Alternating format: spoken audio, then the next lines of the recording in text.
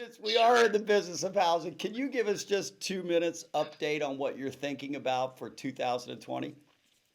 Yeah, sure.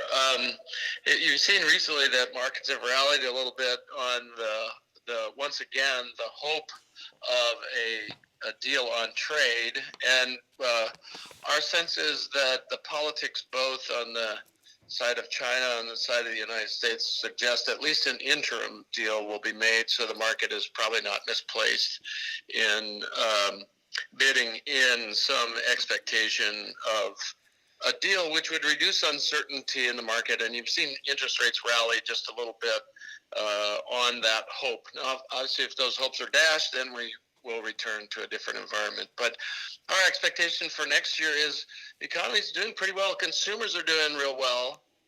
We expect them to continue that into the first half of next year.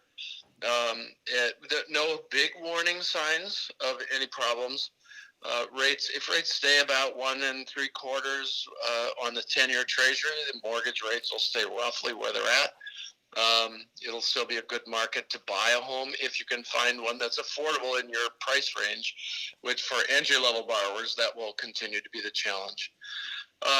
But we see employment growth has been very reasonable, actually stronger than just the amount that would be required to hold the unemployment rate constant. Still people coming off the sidelines, although there's some signs that the number of people remaining on the sidelines is getting smaller, and that suggests that the slowing that we've seen in the growth of employment is mainly that.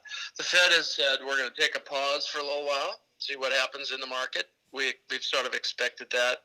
We have in mind that they're reserving one more rate cut for the first quarter in the event that the trade deal doesn't go through, and the market needs a little bit more cushion against that uncertainty.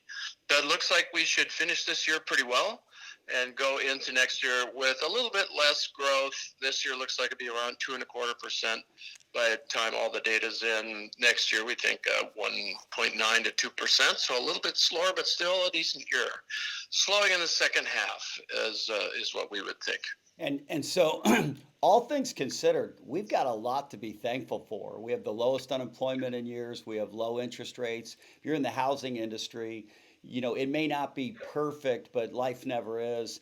It really is. The environment is pretty solid right now for housing. And I looked at your recent forecast. You have a thought of up just a tick next year in terms of housing sales? Yeah, we think existing home sales probably up around 1%. New home sales fairly flat. The decline in rates this year helped builders clear their inventory, so they're going to have to build some inventory next year, so sales will be a little lower simply because they don't have the homes to sell. And they're still stressed at trying to find skilled labor to increase production.